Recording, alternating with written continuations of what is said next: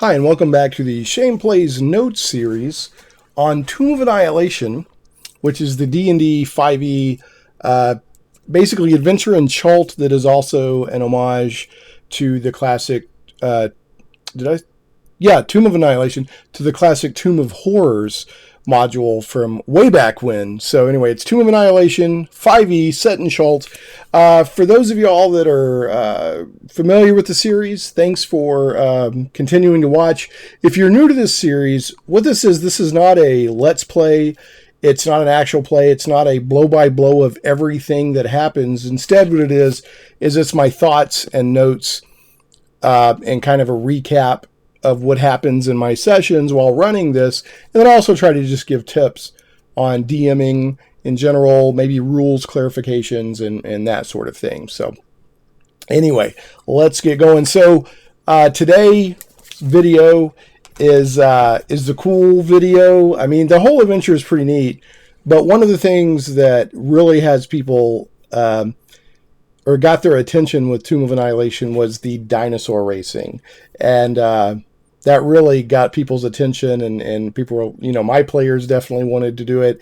So this session is going to recap that. It'll also kind of finish up the various preparations in Port Nyanzaru before they venture out into Chult proper, the jungles and whatnot, and dangers of Chult itself as they begin the main exploration to find the Soulmonger, which is related to the Death Curse, which is a worldwide thing that's affecting anyone who's ever been resurrected through magic or either divine or arcane, and that is eventually going to kill all those people. They're slowly dying a little bit every day, and their patron is suffering from this disease, this magical malady, and has hired the party to all she knows is that somewhere in Chult there's something called a soulmonger. Nobody even really knows what that is, that's associated with this disease. So they've been exploring Port Nyanzaru and have had some side adventures, and now they're getting ready to go. So while they're waiting to go, they're lining up a guide.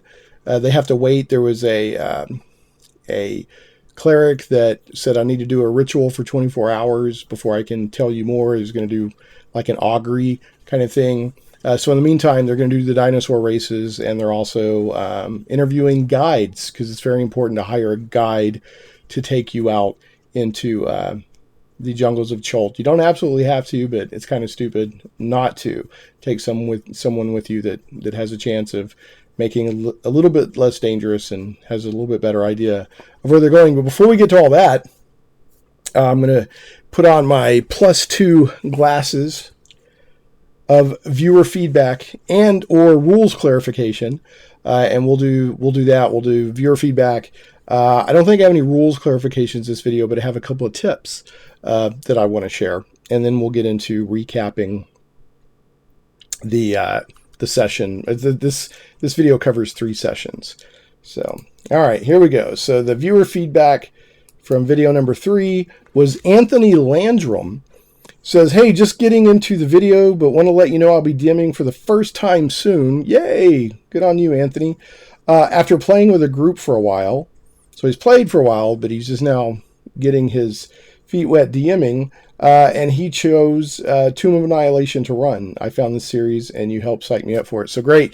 Anthony, glad to help. That's why I make these videos. So, definitely keep me updated on how it goes. I'd like to know. So, and then I'm going to try to pronounce this correctly.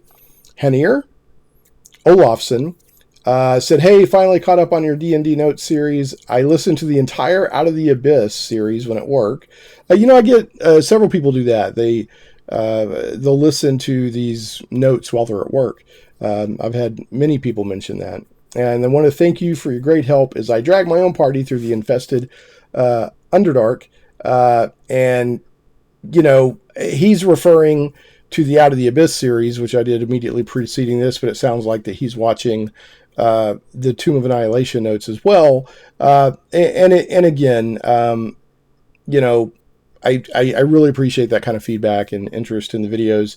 And when he said he was going to drag his own party through the infested Underdark, I went,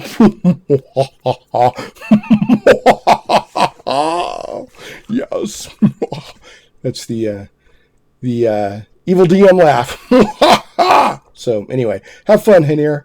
Rob Plummer, who is a frequent commenter and has been a fan of the channel for a long time. Always good to hear from Rob. He says, Shane, you keep talking like your party has already done this campaign, or at least ahead of these videos. I see the last 2 videos in this note series were 1 and 2 months ago. Will you be releasing the content quicker now? And again, so the 4th video is about a month after the 3rd one. That's not necessarily my intention. It's just, it's gotten really hard, and it's been hard for a long time, to be honest, to do a weekly recap video. So what I'm trying to do with Tomb of Annihilation, even though they come out slower, is to cover more ground in each video. So that's kind of how I'm balancing it out. Now, I'd like to do faster than once a month, but so far that's been about the pace. But I seriously doubt it will be weekly throughout. There could be times where you get a video 2 weeks in a row, just depending on how life's going and how much I have going on at any given time. But I'd like to shoot for about every 3 weeks, but so far it's been about a month. But Rob, appreciate you being along for the ride. I thought that Rob left too. Maybe he left to comment on another video. I know I just responded to a lot of video comments for various videos. Cody Lloyd, who's also a longtime watcher and commenter, said, hey, just finished watching all 3 episodes. Glad you are back to doing a note series. I'm glad to be back doing them. Like I was just saying, I wish I could do them more often, but thanks for watching. He says, these keep my workday informative and entertaining. There you go. There's another comment on the workday. My friendly local game store was running this, but I was unable to participate. I may incorporate it into my homebrew campaign. Cool. And Cody is always glad to have you along. And then Jason Mail said, just started running this with some friends on Roll20. For those who may not be aware, Roll20 is a virtual tabletop where it and Fantasy Grounds are the 2 main big ones out there, but you can run games online with your friends, and it's, pretty close to a tabletop in-person experience. Not the exact same thing, but pretty close, and you can definitely play games in it. He says, thanks for the content. It's helpful for me when I prepare the games, and it's a great, let me know how it goes, and thanks for watching. And that's what I want to hear. I mean, I love that kind of feedback. That right there is the single reason why I keep doing these videos, is because people keep telling me over and over how helpful they are. So glad to help. And Rob, yes, I will try to get them out a little bit more frequently. So, all right. So that's it for the viewer feedback. When I went to North Texas, if I've mentioned this before in the videos and forgot, I apologize, but I'll mention it again. This is a laser pointer. Okay. So, and when I went to North Texas RPG Con a couple of months ago, there were a lot of people using these to, like, when you got a big group and you got a big map, they were just, oh, I want to be there and there and there. And it makes it a lot easier to say, move. I want to, because not everybody can get to the map. You say, I want to move my character from here to here. Or the DM can say, do you mean here? And it just makes it so much easier to know exactly, if you're using a grid map for your combats or any other stuff, if you're using miniatures, not just, if you're not using Theater of the Mind. And for 5e, I use maps and minis because, it's baked into the game. Now, you can do Theater of the Mind if you want. I have nothing against Theater of the Mind. But I feel if I'm going to use the full D&D 5e combat rules, it helps me and my players. And we all seem to like having a map and minis. But trust me, there have been many, many times where I use Theater of the Mind. My first several years, I played D&D when I was younger. We just did Theater of their Mind or used dice or something. But anyway, get yourself a laser pointer. And one of my players, about the same time that I saw this at North Texas RPG Con, ordered a bunch off eBay or Amazon or something, off Amazon maybe, I don't know, and we'll hand these out to the players, and collect them back at the end of the session. And it just, it's just really handy. And I was like, what? How have I never thought of that? in all the years I've been playing role-playing games, it's such a simple, good idea. So that's my tip to you. So that is the viewer feedback and or rules clarification, which we didn't have any rules clarifications this time, and or tips for this video. So I'm going to remove my +3 spectacles, already have, of viewer feedback and or rules clarification. And now we're going to get to the main recap, including dinosaur races. Okay, but before we get to the dinosaur races, let's talk about guides, because that's what my party did. They interviewed guides and chose a guide before they did the dinosaur races. And there's no real guidance in the book on the dinosaur races, I think, on what day of the week they happen. I'm pretty sure it's weekly, but you can just you can say, hey, dinosaur races are tomorrow, or they're today, or they're 3 days from now, whatever best fits your campaign that you're doing with your players. Now, for the guides, there's handouts, and it talks about guides on page 33 in Tomb of Annihilation under Finding a Guide. And then for the next couple of pages, it gives descriptions of the various guides that they can hire. And then there's also even a little sidebar on page 34 about guides as party members. So, it's possible to, bring a guide in on a deeper level into the game, depending on what your party wants to do or how things go. So I'll let make sure to check that. That's not something I've done. So, but just be aware that you can do that. Now, in Appendix E, for several pages, there's these little handouts that you can do of the guides, and I believe that link that I put in the first couple of videos has links to some maps and to the handouts and all that. I'll try to remember to link that in this video, but if I forget, just go check out like video 1 or 2 in this series, and it should have the link to some maps and handouts, including the guides that you can download. And it doesn't have their stats or anything like that. It just gives their picture or pictures. If like this is a duo here, those two. And it just gives their name and a little bit of just kind of flavor about them, because not all guides are not created the same. You could definitely hire a guide that is better or worse, depending on what you choose. And there's probably little hints, maybe as you read thing. It didn't come outright and say this is a good or a bad guide, but probably a little bit of hints in the flavor text. Now, another thing to be aware is that not every guide that's available in Appendix E is here at Port Nyanzaru. There's also, you can get guides at Fort Belurian, which, that's not part of this part of the campaign, and my players haven't made it there yet. But evidently there's a chance to hire a replacement guide, or, maybe you went out without a guide and you make it to Fort Belurian, whatever. So some guides are there. Also, there's a guy or an NPC named Jobel who kind of oversees all the guides. They have to register and serve under Jobel. And the Zentarum, the black market, organized crime, they have a black market network in the city that provides guides. And Jobel's aware of this, but will, he will, if he finds somebody working for them, he will beat, blind, or behead them. So it's pretty serious business. But the guides, the legit guides, the ones that work under Jobel, leave their contact information on message boards outside inns and taverns, or at the harbor master's office in Port Nyanzaru. So it's not hard to find guides to interview. On average, most guides charge 5 gold pieces per day, and payment for 30 days up front is standard. So that'd be 150 gold pieces. Even if the expedition is expected to be shorter than that.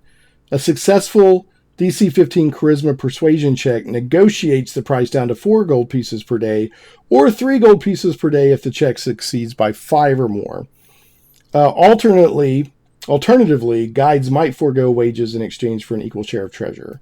You can roleplay preliminary meetings and conversations with guides, or simply describe all the available guides to the players and let them choose. Again, to help the party, you can give players copies of the handouts in Appendix E, give a sense of each guide's personality. So what I did was, they kind of conducted in the evening, they kind of conducted interviews in one of the inns with the available guides. And so, but instead of role playing each and every one, I kind of gave the setup that, you're kind of talking to each guide individually. And then you can decide who to hire, assuming you're going to hire one of them. And then I just gave them the handouts, and I just let the players, for probably a good 10 or 15 minutes, at least 10 minutes, maybe longer. They were just looking and talking, asking me questions. I was answering the questions if they had one, best I could. But remember, these guides don't really have stats or anything like that. Now, there are cases where, I might say it's a human Chultan male. Well, in that case, you could, find some commoner stats or something like that. But they're not, the handouts don't have stats or anything like that. And the book doesn't give stats. Now, in the case of my players, they chose Azaka Stormfang, who is one of her things is she says, hey, I have a quest where I need to recover a family heirloom, and if you help me do that, then I will guide you for free. And that's ultimately who they went with. They felt good about her. And what they don't know is she's actually a were-tiger. Now, they didn't find that out for a long time. And there was a big reveal moment when all of a sudden she's a were-tiger, even though I dropped little hints. And we'll talk more about that in future videos. But they just happened to choose a guide that, one, would guide them for free, and two, was a were-tiger. And it never hurts to have a were-tiger around. So that was kind of neat. There's a couple of guides that aren't so good. Farol and Gondolo. Farol and Gondolo are not, you don't want to hire them. There's several other guides in here. Now, one guide that's really interesting, they almost went with, it came down to Azaka and Iku. And Iku is actually a Coatl, polymorphed into a middle-aged Chultan woman. She's one of the few who knows the location of Omu, which is very important in this game, in this campaign, but she didn't advertise the fact. She's looking for adventurers to help rid the jungle of the evil and infest it. She'll only work with good aligned adventurers. So, there's some of the guides are just what they appear to be. Others are not. So just be aware of that. And it's pretty fun. But they ended up hiring Azaka. Well, not really hiring Azaka, making an agreement with Azaka. We'll help you if you help us, kind of thing, and everybody wins. So they figured out the guide. So at this point, they have their guide figured out. They know that Taban, the gladiator from previous sessions, has said, I'm going to come with you to regain my honor, because he's one of the side quests. And then also Undril Silvertusk, who is one of the side quests, needs to be guided to a Order of the Gauntlet fort deep in the jungle. So it's the party plus those NPCs is going to be who's heading into the jungle. And they told all of them, we're going to leave not tomorrow, but the next day in the morning we're leaving, because they wanted to do the dinosaur races the next day. So that's how that worked out. Let me see if I want to mention anything else on the guides here. Now they don't really put rules in here or anything for dealing with these Zentarum, these black market guides. I guess just wing that, figure that out. Yeah. Well, one thing I want to back up, it does say this guide is a human scout and this guide is a halfling scout. So you can find stats for them if you need them. Like this one's a druid or whatever. But again, these handouts aren't like character sheets for these guides. Trying to see if there's anything else I want to mention here. They didn't really mention anything else. I guess if you went with a black market Zentarum guide, I guess you just have to wing it, and maybe they charge less or something. I don't know, but they do go out of their way to mention there's a black market for guides. But all the legit guides charge this much, and they report to this person. So quick note, I went and looked after recording because it was bugging me about these Zentarum guides. And River Mist and Flask of Wine, who are two Tabaxi siblings that you can hire as guides in Port Nyanzaru, it does say that they're in league with the Zentarum. Consequently, they pay no fees or fealty to any merchant prince. They keep their business quiet, meeting potential clients only in seedier locations, and etc. And then it further says in their description that Zentarum agents in Port Nyanzaru have instructed River and Flask to keep an eye out for artist Simber, which is one of the subplots in this campaign. I hadn't really come into play with my characters yet. If they encounter artists, the Tabaxi try to learn as much as they can about him. The next time they return to Port Nyanzaru, the Tabaxi report what they've seen and learn to their Zent masters unless they're incentivized not to. So that's about as far as I can find with any Zentarum guides. One thing that's weird in here is that it says these Tabaxi are chaotic good, female and male Tabaxi hunters, but yet they're in line with the Zentarum. So I don't know. Anyway, that's all I could find out about it. So the dinosaur races. All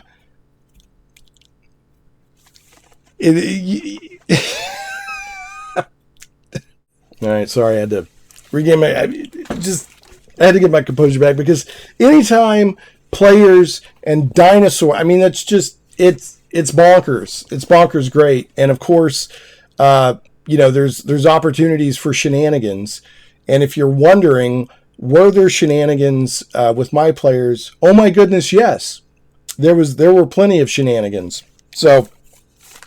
I actually think they kind of tried to outdo the shenanigans that Acquisitions Incorporated did during their live play sessions of the dinosaur racing, which was, I think they tried to drug one or something. I can't remember. My players took it much further, and they had a lot of fun with it. I'll show a couple of pictures here of one of my players brought a little dinosaur mitt, and he's like, he, wanting to have fun with it.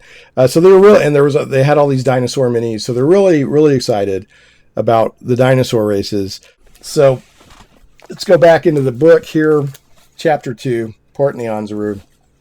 Now, dinosaur races are a big deal in Port Nyanzaru. They're also very serious. So not only does the racing commission, I guess, for want of a better term, take it very seriously, but so do the bookies. So there's a lot of money to be made or lost on betting, and the bookies take that very seriously. So the players need to take that very seriously as well. That if they make a bet and then try to get out of it, it's not just going to have no repercussions. I mean, it says in here that bookies, you can go into the expedition in Chult for a year and come back, and the bookies remember that you owe them money. So it's a pretty big deal. But let's look at dinosaur racing. Page 32. The city is famous for its weekly dinosaur races through the streets. So it's actually through the streets. There's not a racetrack or anything like that. It goes through the streets of Port Nyanzaru. Dinosaurs are painted in bright designs, and their riders try to steer them along a horse that winds around the harbor and the city's 4 hills. Spectators are seldom injured, but it's a dangerous sport for the dinosaurs and their riders. Now, again, it doesn't really say which day of the week. So you just, if the players want to interact with the dinosaur races for any reason at all, I don't know why they wouldn't, but I'm just saying if they're like, we don't care anything about the dinosaur races, unless you want to have like a crazy encounter happen because of the dinosaur races, you can ignore all this. But most players, I'm sure, are going to want to bite on it. Now, even if it's just for betting. Now, there's, on a typical race day, has 3 races. There's one for 4-legged beasts, one for 2-legged beasts, and one's a no-holds-barred, unchained, whatever. Anything goes. So many of the dinosaurs involved in juveniles, since fully grown versions can be too large and too difficult to manage. The dinosaurs are stoutly muzzled and have their claws and horns blunted in all but the Unchained race. In the Unchained race, there can be a little bit of sniping between the dinosaurs, which of course happened in our game. The four-legged race is dominated by young ankylosauruses and triceratops, but dimetrodons have also done well when paired with small riders. Most competitors in the two-legged race are hadrosauruses and Deinonychuses.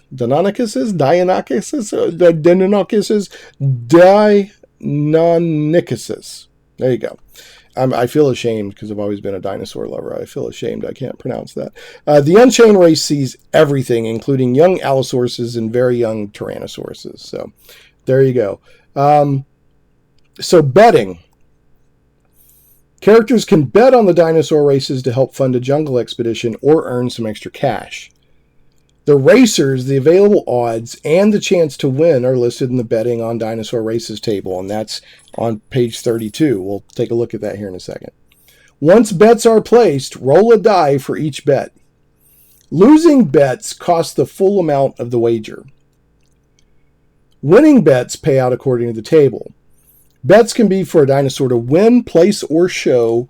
So in racing lingo, that means first, second, or third place. Win is first place, place is second place, and show is third place. Or to do something specific during the race, like attack another racer or throw its rider. So you can say, I bet that Nasty Boy is going to throw his rider. And if that happens, you win. So I'm going to read a little bit more about how racing works. And then we're going to go to the betting table and the racing and how all that works. Now, this is almost like a mini game. They came up with this set of rules to cover the dinosaur racing. So the rules that you know before, like the extended chase or extended skill checks or something like that. I mean, you can modify this, of course, however you want, but they have a very specific system in here on how to do the dinosaur races. And to me, it's a little bit confusing. So I think, in fact, when I did it a little wrong. And when I go back and revisit it and read it and everything, I'm like, okay, well, I think I should have done it this way. The important thing is do it how you think is best, be consistent, and let people have fun. That's the important thing. But having said that, we'll try to do it right by the book. Now, I didn't have them approached by a racing team, but that could be fun. But my players were like, oh, we're getting in the dinosaur race. And they had a druid, or they have a druid in the party, and he's like, I'm wild shaping into a dinosaur. So that's what they did. Playing out the race can be quite a bit of fun, especially if you let the players whose characters aren't directly involved take over some of the NPC racers, which is what I did. Encourage everyone to race hard, even if it's in the group's best interest for a particular dinosaur to win. So what I did is I told my players, I said, if you want to run one of the racers, you can, but you got to try to win. You can't do it to throw the race. And they did. They tried to win their own rider, even if it was against the group's best interest. So that made a lot of fun. A race runs a length of 300 feet. This is abstract. As a race actually covers a lot more ground. Remember, it's going all over the city. But for the purposes of the race, by the rules, the first dinosaur to cross 300 feet, which is abstract, wins. Every round, each rider makes a wisdom animal handling check. The DCs for different types of dinosaurs are listed in the Racing Dinosaurs table. We'll come back to that. A race runs a length of 300 feet. Oh, I already got that. Okay, so with each successful animal handling check, the first number listed is the dinosaur's speed. So, for example, there is a Hadrosaurus, and its speed is 40. So if its rider does a successful wisdom animal handling check, it adds 40 to its tally. So if it's already ran 80 feet and runs 40, now it's at 120 feet. So that shows its progression. So what I did was I had, sort of rounds, and every round the dinosaur riders would make their rolls. And depending on that, the dinosaur did move forward or back, or, either stayed the same or moved forward or whatever, or got attacked by another dinosaur or, whatever. If the check fails, that dinosaur's tally doesn't increase that turn. When a racer's tally equals or exceeds 300, that dinosaur crosses the finish line. Okay, now here's an important rule. A racer can try to move at the higher listed speed by lashing the animal furiously. In this case, the animal handling check is made with advantage, but the dinosaur must also make a successful DC-10 Constitution check at the end of this round, or its speed is halved for the rest of the race, which means you rode it too hard. So yeah, you got a little burst of speed, but now the rest of the race it's exhausted. So no initiative is involved. Riders can make their animal handling checks in any order all at the same time. And what I mean by that, like you can't, I didn't have it so a rider can make 5 checks before another rider could make one. Every round of the race, it doesn't matter because you're competing against yourself in a sense with these checks to try to make further ground. Riders can make their animal handling checks in any order or all at the same time. If 2 or more dinosaurs cross the finish line on the same round, the one with the highest tally wins. If the tallies are the same, the racer's tied. In the event of a tie, brawls are likely to break out in the trackside betting pools. In the Unchained event, and this is, of course, the one that my players wanted to ride in, dinosaurs can attack other dinosaurs if their tallies are within 50 of each other at the end of a round. So if they're within 50, so one dinosaur is at 160 and another dinosaur is at 200, they're within 50 feet of each other. One dinosaur can attack another dinosaur. Each dinosaur's pertinent combat stats are listed on the Rising Dinosaurs table again on page 32. If a dinosaur has half or fewer of its starting hit points, the rider makes animal handling checks with disadvantage. So that the dinosaurs can kind of snipe at each other during the Unchained event only. They don't have a muzzle or anything. For simplicity, riders can attack or be attacked, but DMs of the Cool Streak might be tempted to relax that rule. Just be aware that if rider attacks are allowed, the event is more likely to become a straight-up dinosaur fight than anything resembling a race. Racing a dinosaur to be a racer, or raising a dinosaur to be a racer, is difficult and expensive. Most owners aren't willing to lose one, especially a fast one, in a weekly bloodfest. So what you want to do is really familiarize yourself, if you're going to do the dinosaur race, with these 2 tables on page 32. And one table is betting on dinosaur races, and the other one is racing dinosaurs. So we'll come back to this here in a second. I want to kind of cut back and talk about what my players did. So what they wanted to do was they wanted to bet on the first 2 races, and they wanted to participate in the final race. They came up with this scheme where the druid wanted to transform into I'm going to mispronounce this again, a Deinonychus, and which is kind of like a little 2-legged dinosaur. All right, so let's take a look at the betting and how that works. So if you refer to the betting on dinosaur races table on page 32, it gives a list of example dinosaurs and their riders and their odds and what the payout is. And so you can come up with some more if you want. For simplicity's sake, I just use these dinosaurs and their riders. You've got Mountain Thunder, Jungle Princess, Scarback, Banana Candy. I mean, that's such a great name. Banana Candy, Grung Stomper. Grung is like a little frog folk kind of dude. Big Honker, who's a crowd-pleasing young Tyrannosaurus Rex, etc. Bone Cruncher is a young, ill-tempered Allosaurus. Mountain Thunder is an aging Dimetrodon. Nasty Boy is an Allosaurus with a famous trainer. And the way it gives their odds, like 7-1 or even or 1-7. 7-1 means they're highly favored. 1-7 would mean that they're not favored to win at all.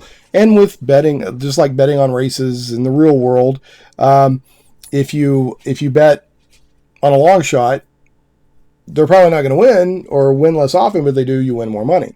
If you bet on something that's almost a sure thing, you're going to get less payback on your bet. This is how it works. So, for example, on Big Honker, if you bet on Big Honker, it pays out the wager divided by 7. And again, the wager can be anything from 1 copper piece to 500 gold pieces. So I would imagine that the minimum bet on Big Honker would be 7 copper pieces, because if you win, the most you're going to get is 1 copper piece on 7. But alternatively, if you bet 1 copper piece on Mountain Thunder, and Mountain Thunder wins, or does whatever you wanted it to do, then you'll get times 7. So if you bet 1 copper piece, it's the wager times 7, you would get 7 back. But the chances of Mountain Thunder winning are much lower, or doing what you want Mountain Thunder to do are much lower. So at first, I was a little confused with how the betting worked. And I'm like, well, how do you, because it'll say that, for example, banana candy, you roll a D4 and it wins, or the bet you place wins on if you roll a 2, 3, or 4 on a D4. Because it's 3-to-1 odds, and your payout is your wager divided by 3. And I'm like, well, how do you, if Big Honker, you roll a D8 and it wins on 2 to 8, and banana candy, you roll a D4 and it wins on 2 to 4, then how do you determine who's first, second, and third place, or win, place, or show? Or it doesn't work like that.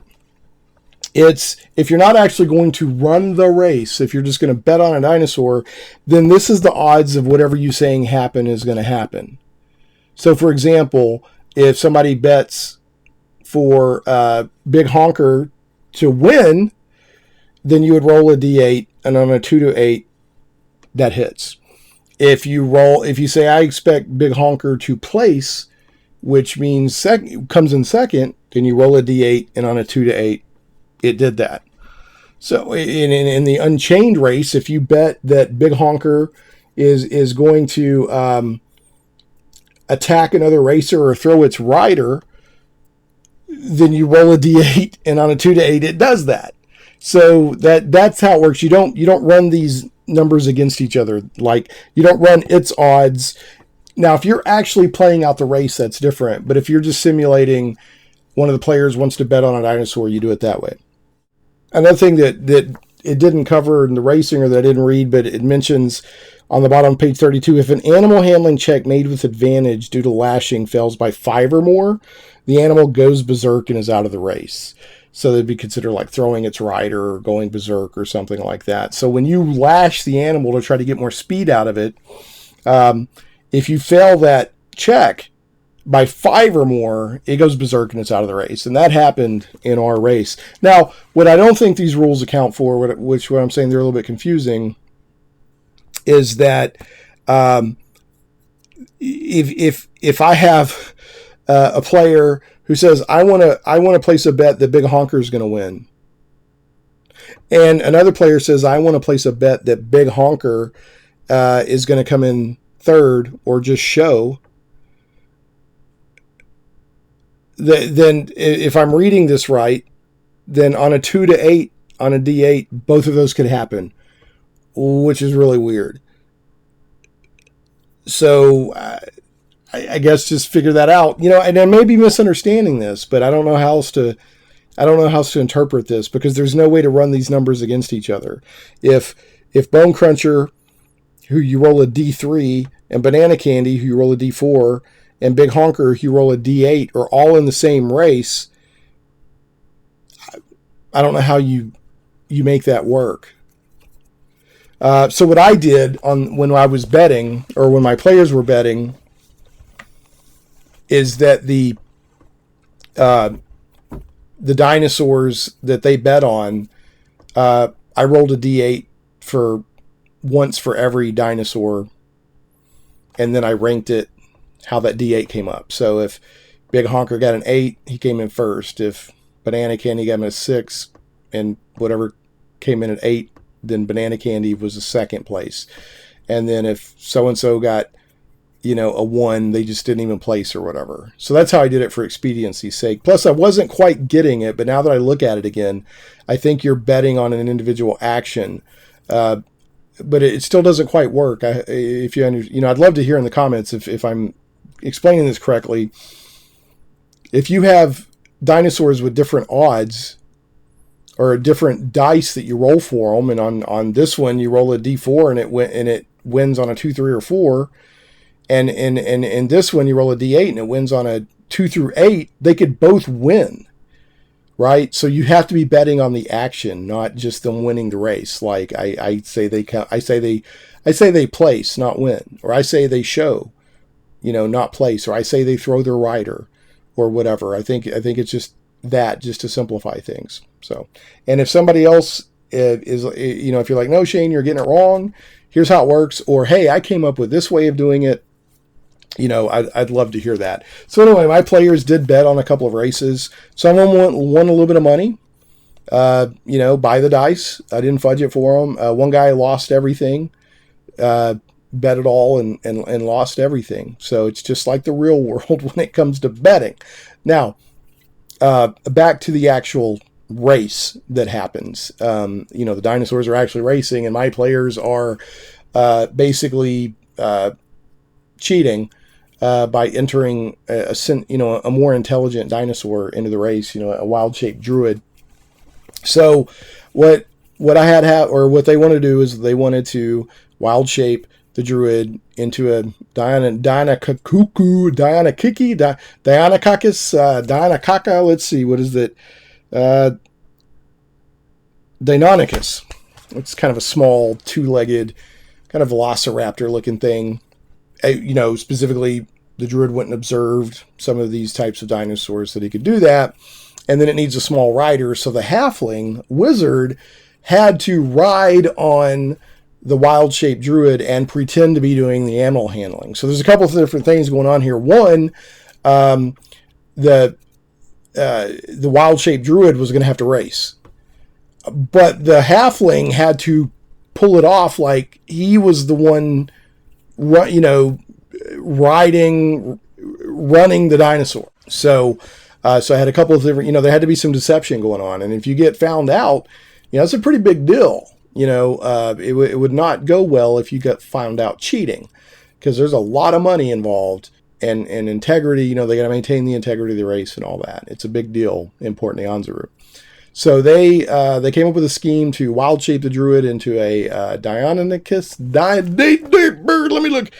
Deinonychus, and they painted it in white and blue colors, called it Savage Wind. That was its racing name, and the halfling wizard is its rider. So what I did to heighten kind of the suspense is the wild shape time is limited. You can only stay in wild shape so long. And the druid, I think, had 2 wild shapes that they could use. And so what I did is I kind of fiddled around with the things just to increase some drama.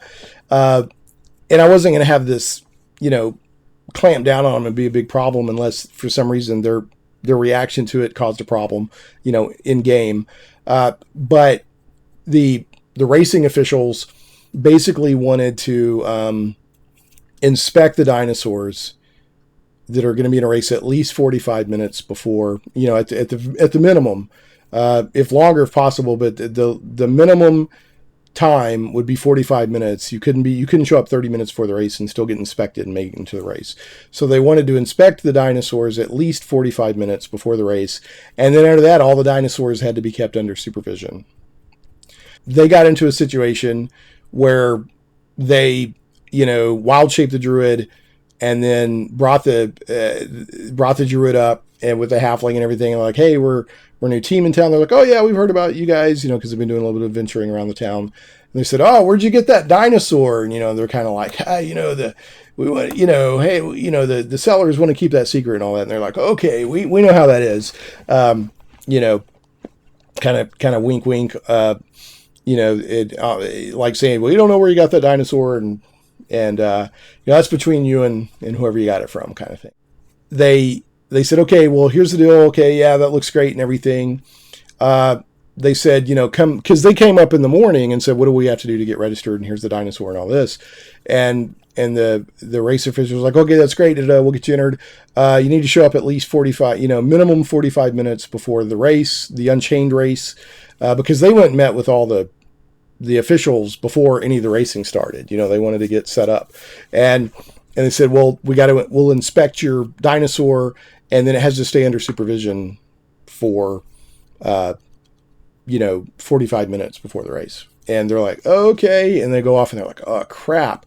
So because they're like, they can't, they got to come back, and so this wild shape they're in right now is going to get used up. So they're going to have to wild shape again, and they're going to have to come and be inspected, and then go be put into the holding area, and wait 45 minutes, and then run the race. And so that's going to cut that wild, because I think their wild shape at that time was like an hour. And they're like, oh crap. So, but they're, it's like a race is much less than 15 minutes. So, you should be fine. So what I had happen, just to mess with them, I wasn't, like I said, I wasn't going to have this really have any in-game consequences. I was just trying to increase the sense of, oh crap, was right before race time, a storm came up, because storms come up, in Port Nyanzaru a lot. Like Chult gets pop-up storms all the time. And they're like, okay, we got to delay the race. We got to wait until this storm passes. And that was the end of a session. I said, see you next session. And they were like, oh crap, what are we going to do? So next session, I just said, the storm passes, and it ate up, about 10 minutes of your time. So once this race starts, you got about 5 minutes until you become, until your wild shape ends. And again, I wasn't going to pop it on them. Like, I just wanted to increase the tension, and, because they're doing shenanigans, and it's fun to, from a game perspective, things shenanigans might go south on them. By the way, again, Waffle House. If you're a long time watcher of the videos, I love me some Waffle House. So anyway, so I did that too, just to be a jerk, really. And so the race started. So let me show you a little bit more how I did the race. So I've got some images that I'm going to put up.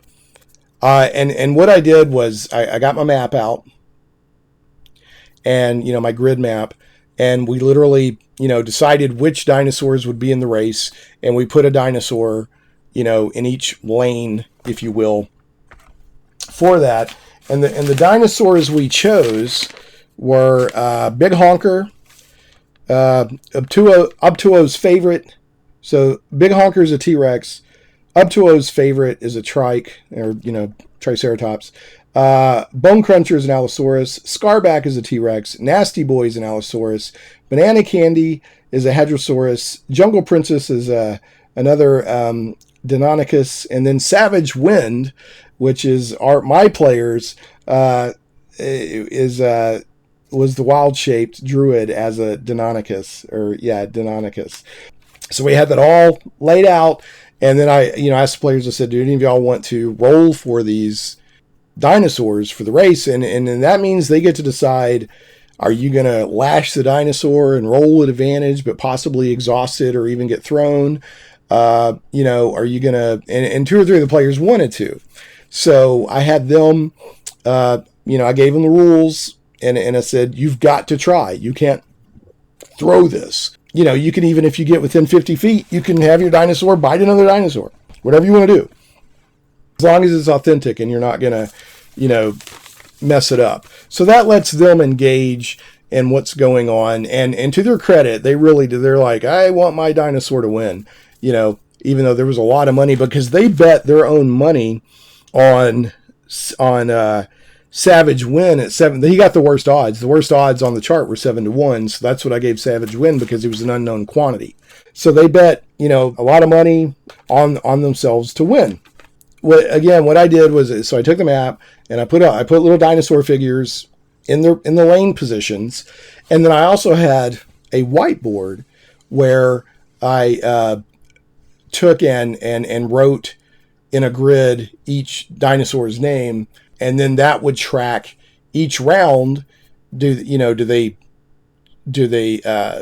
make any headway? Do they add to their movement tally, because we're trying to get to 300 feet, which again is abstracted, or do we, did they maintain? Did they not move any further, or did they get exhausted, or did they go berserk? And so round by round by round by round, I tracked it that way on the whiteboard. And then we also, on the map, were moving the dinosaurs down the map. So there's a very good visual understanding of what's happening. Now, you could do this all theater of their mind, that's fine, but this is the way I did it, and I think that it worked really well with my players to understand how the race was going. And then again, with the druid had to do an athletics check every round to make his movement, and then the rider, he could either do a perform, he could do a deception, or he could do an animal handling check. But the point was to make it appear like he was controlling the dinosaur. And I said, if you miss that 3 times during this race, it's going to become apparent to somebody that something not quite is going on. So the race progressed, round by round, and some dinosaurs, started sniping each other, other dinosaurs, because of because there was a few dinosaurs I was running, and there were a few dinosaurs that players were running. And so between all that, at times it was kind of close, at times other dinosaurs were pulling ahead. And then, you had dinosaurs fighting each other. You had dinosaurs going berserk because the people were trying to lash them, and they failed by more than 5 on that check. So you had all kinds of craziness and carnage going on. But eventually, by the numbers, the druid won. And there was no guarantee that was going to happen. It actually came kind of close. And one dinosaur went like really nuts. And I think I had this happen, attacked. There was a dinosaur with a goblin rider he had kind of been pressed into slavery or so, I don't know, but he was small and he was kind of freaked out. He had been shoved onto this dinosaur. I can't remember, maybe something had happened to the rider or whatever. I came up with this spontaneous story with this goblin that's kind of freaked out to be, what am I doing? What am I doing? And at the end, like, he got bit in half by a T-Rex, and the T-Rex slung him, and the half the goblin flew into the stands, and they're like, here's the couple, the honorary couple overseeing the race. There's like some local muckety muck and his woman, and the dead goblin just splat right into the woman of honor, and it was a big kerfluffle. The halfling failed 2 of his deception checks, but I gave him his third, and on his last, the last one he had before they crossed the line, I gave him advantage on it because so many people were like, whoa, looking at this half of a goblin. And then the dinosaur the goblin was riding, like, I think came in second or third with half of a goblin, riding on it, like from the waist down. And there was a big discussion among the race officials. Does that count as finishing the race? Because the rider technically was on the race, but only half the rider was, and da-da-da. So we had a lot of fun with that. And then they made it across. And they just had a couple of minutes. I'm like, man, your wild shape's about to run out. And so all these people wanting to mob this new, racing team for, hey, you won. And suddenly they're kind of, instant celebrities. And they're like, what are we going to do? And so what they ended up doing was they used fog cloud. Somebody cast fog cloud, and they used group stealth to get the heck out of there. So and so it wasn't completely apparent what that the druid had wild shaped back in to. And it could have been, like I said, it's been a few sessions. It could have been that there was still one wild shape left, but since they were under constant supervision, he couldn't wild shape again. So he had to get away long enough to wild shape and come back. There's something like that, but they did collect their money, and they were celebrities. But for that very moment, they had to sneak off before people saw this dinosaur, transform back into a lizard folk druid, which they would have been in heavy, heavy hot water. But they ended up winning 420 gold pieces out of that at 7-1 odds, and so that was a lot of fun. The dinosaur races was really cool, and I hope you get a chance to do it in your own campaign. Okay, so after that, it was they collected their winnings. They're leaving town the next morning. So what they wanted to do was 2 more things. They wanted to check with the Temple of Savras. There was Grandfather Zatumbi, who is a lawful good male Chultan human priest. So Savras is the deity of wizards, fortune tellers, diviners, etc. Well, the day before, the players had made a deal with him. I think they gave him 25 gold pieces, and he will consult the guides. And so but he said it would take 24 hours. So you have to come back 24 hours later. I'll tell you what I can. So they went and saw him. He told them that he said, I saw a vision of a jungle city far to the south, enclosed by cliffs and crawling with snakes, and a black obelisk draped in vines. He dared not peer any deeper, but he urges the characters to seek out this temple and the obelisk. So, because they had said, we're trying to find anything we can on this soulmonger thing, or what are we supposed to do? Where do we even start? And I believe that's Omu that he's describing. But so that was what they got out of Grandfather Zatombi. Zatombi. So the other thing they wanted to do is they wanted to go see their patron, the Sindra Sylvain that had hired them. So she's staying with a merchant prince named Wakanga Otamu, who's a lawful neutral male Chultan human mage. Now, when they first arrive at Port Nyanzaru, she says, I'm going to go stay with my friend Wakanga Otamu at his villa, and that's where you can find me. And if the players, it even says in the book, if they say we'd like to meet him, she'll take them and introduce them. But my players didn't do that. Now, as we talked about in a previous video, the merchant princes are, I believe, the 7 richest people in Port Nyanzaru are the merchant princes, and they're kind of the rulers of the city. And that's the thing. If you're of a certain wealth level, if you're in the top 7, you're a ruler of the city, you're a merchant prince. And they all have villas. And the descriptions of these villas start on page 27, and you end up getting a sort of a map, a typical merchant prince villa, and a description of each room, and that continues through page 29. And then on page 27, it kind of tells you how hard or easy, probably hard, it is to sneak into one of these villas. And then each merchant prince has their own motif of how they decorate. For example, Wakanga's villa is lit with continual flame spells and soft music created by magic plays throughout. Doors to private chambers have arcane lock spells cast on them, and flying swords are mounted on the walls, ready to attack on Wakanga's command. The occasional floor rug or hanging rug might be a rug of smothering in disguise. Now, another merchant prince, Jessamine, the walls and pillars in Jessamine's villa are painted with colorful serpents, and decorative stone fountains and fonts share a similar serpentine motif, and that's all to that one. So each one's a little bit different, but the layout, if you look on page 28, is usually about the same. So if you have parties, if something comes up where a party member or group or whatever wants to sneak into a villa or sneak out of or do something in a villa, there's kind of some explanations here of what that might be, including guards. Like all of them have guards that are gladiator level. Anyway, so they go to visit Sindra Sylvain at Wakanga's villa. They're received politely because, she's told the staff, and Wakanga's told the staff that, hey, these people will be dropping in to visit Sindra for the reason that she's here. But he's a longtime friend of Sindra. He's something of a dandy. Says, unknown to his peers, Wakanga is sympathetic to the Harpers and allows them to use his villa as a safe house. Wakanga deals in knowledge, information, lost lore, potions, and scrolls. He knows of the death curse, but little else about it. If the characters seem committed to ending the curse, he'll help them best as he can, including selling them minor magic items. And there's a table in here where he'll sell them first and second level spell scrolls, and then common and uncommon potions, and the prices there. Wakanga has a monopoly on these items in Port Nyanzaru, so characters either pay his prices or go without. Remember that way.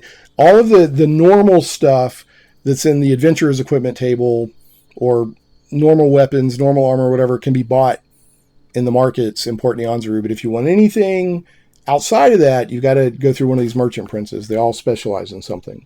As much as he wants to help, he's unlikely to extend credit. All purchases must be in coin, gemstones, or jewelry. And also, in his collection, Wakanga has a tattered, water-damaged explorer's journal that was brought out of the jungle 15 years ago. And he will, if the characters end up on friendly relations with Wakanga, he gives them the journal and shows them on Sindra's map where it can be found. He indicates the hex containing the Guardian. See Vorn in Chapter 2 for more information. And this played into my players. My group ended up kind of following this. But it says the journal contains a picture of Vorn's control amulet, but provides no clues to the amulet's current whereabouts. And Vorn is a shield guardian. As a reward for finding and retrieving the construct and its control amulet, Wakanga offers a spell book containing 15 randomly determined spells. So if they take this journal and they go and they find the shield guardian and they bring it back to Wakanga, the reward he's offering is a spell book with, what's the random? 15 randomly determined spells. And the wizard in our group, because like our group right now, they've got the shield guardian, and like a lot of them are like, we really like the shield guardian, and the wizard's like, I really want that spell book. So there's a little dynamic there. But anyway, they basically check in with Syndra, tell them what they've learned, and they're about to go into the jungle. She's looking a little worse for wear. Every day that goes by, she loses 1 point off her maximum hit point total, and when she gets down to 0, she's done. Can't be resurrected or anything. Now, I'm being a little bit fast and loose with that to give the players a little bit of time to explore and have fun and chult, but they've got to stay on task to a point. But she basically says, okay, I've heard you had some adventures. I know you've been collecting information. You know, they explain that we did the dinosaur races because we had to wait 24 hours to get this augury, all of that. She's like, that's all great and everything, but, you know, please stay on it. And they're like, we're leaving tomorrow. And I think they bought some potions and stuff from Wakanga and, you know, establish a friendly relationship with him. And so the next day they're heading into Chult. And so the next video, they're going to meet up with Taban the Gladiator and Undrul Silvertusk, this priestess, and their guide, I think it's Azaka, and they're off into Chult. They're going to be canoeing down the river in the jungle. So next episode we'll be talking about, you know, the stuff they bought to prepare for that, and then all of how random encounters in travel work in Chult. And it's a whole thing of its own. There's a really cool random encounter system, and again, Chult can be super dangerous at any time. It is not level controlled like, oh, well, if they're only this level, no. I mean, they could be level 3 and get jumped by a Tarrasque. I mean, there's not really a Tarrasque, but I'm saying it's not level appropriate, so it can get really deadly. There's a lot of cool stuff to come. Thanks so much for watching the Shane Plays Notes series of Tomb of Annihilation, and we will catch y'all next time on Shane Plays. The T-Rexes stand at the ready, and T-Rexes away.